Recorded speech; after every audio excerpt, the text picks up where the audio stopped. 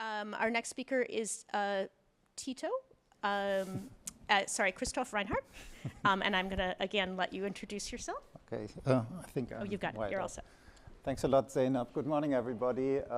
Great pleasure to be here. Thanks a lot to all of you for taking the time to learn about this important topic. And as Zainab said, we all have to get involved in this and become active.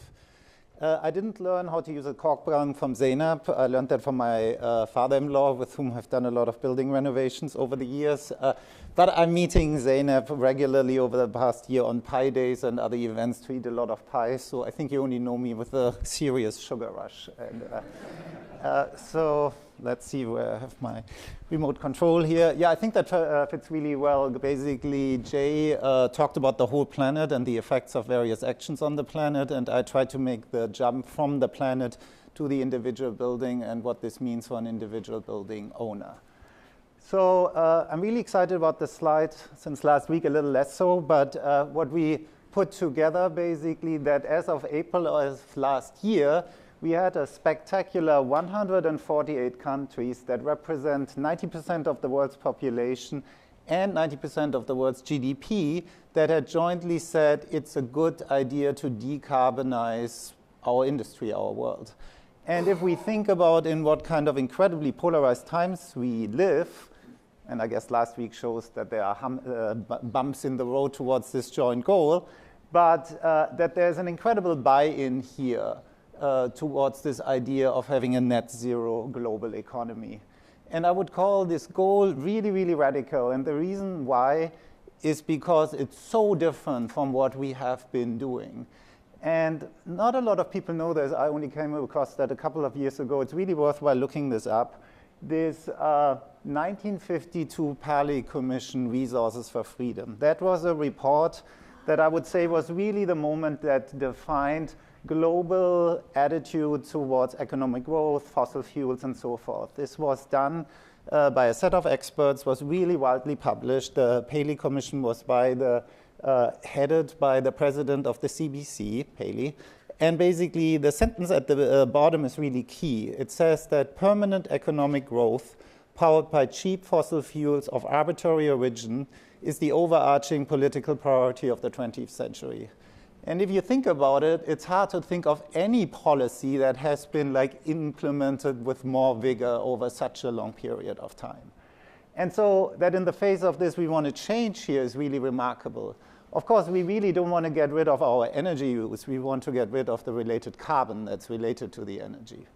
But it's a big change. What are the drivers between this change? Well, in a way, we heard about it already.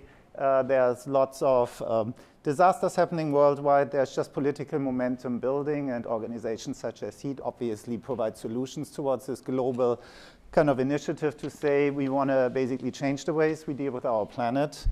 I would say a key driver is also that cities, a lot of cities are located near the sea, and due to sea level rise, we see cities becoming so much under pressure that they're disappearing.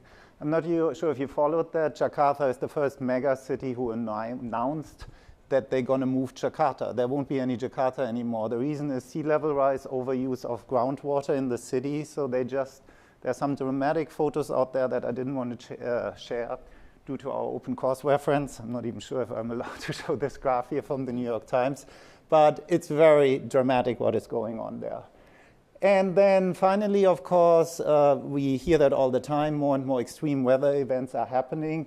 This graph we put together a couple of months ago that basically looks at NOAA's recorded extreme weather events over the last 70 years. And 90% of these events happened in the last decade. So it's really dramatic what is happening. And I'm told I have to speed up. So now I try to make this jump. How do we get basically from our goal of reducing the temperature, keeping global temperature rise, let's say under 2 degrees C, whatever our goal is. Then we know we have 930 gigatons of CO2 left to make the global building stock or the global economy carbon neutral, really. If we are releasing more carbon in the atmosphere, it's going to get warmer. So if we now say, okay, the building stock can take 40% of this, then an easy number to remember is that we have 340 gigatons and 30 years left to make the global building stock carbon neutral. Now, this is our budget. Where can we spend our budget on? It's basically the projections are that the global built area is going to double by 2050. So this is our budget, and this is where we have to spend it on. This is a simple graph that shows 3 predictions of what we could do to the global building stock. Business as usual says 1% renovation rate globally. This is what we currently have. And by 2050, we will have net zero solutions for all buildings, new and renovated. That is going to blow our budget dramatically.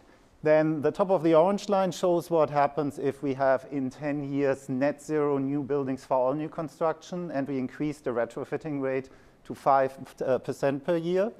That still doesn't get us fully there. We also need to have, by this point, embodied net zero. So all the energy that goes into building the buildings, we somewhat have to have net zero technologies. We have 0 ideas of how to do that right now. But if we are putting that together, really, I would say there's a 3-pronged approach of how we're going to move the building stock around. One is, again, 5% renovation rate per year. Within 10 years, we need to have carbon neutral solutions for all new construction and for building retrofits. And really, I would really question this terrible notion that we have to double the built area. Like in 30 years, we're going to build what we have built in the last 5,000 years seems a terrible idea. So more efficient space use is very important as well. So since I've only 2 years, what technology, I'm now trying to take it down right to the individual owner. So if you have a typical building in New England, right now in Massachusetts, the main proposal that you get is put PV on your rooftop and put in an air source heat pump. That's really what Massachusetts is pushing.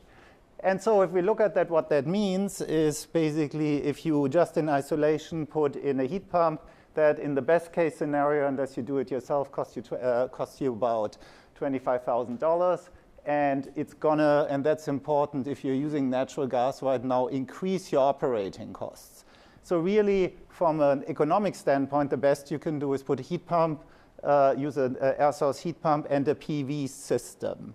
What that happens, if you are doing that, then of course very suddenly you have a building that puts a really strong strain on the grid because you're creating the electricity in the summer, but you're having a new peak due to your heat pump in the winter. And so we don't have any big battery lying around somewhere, so that is a clear problem overall.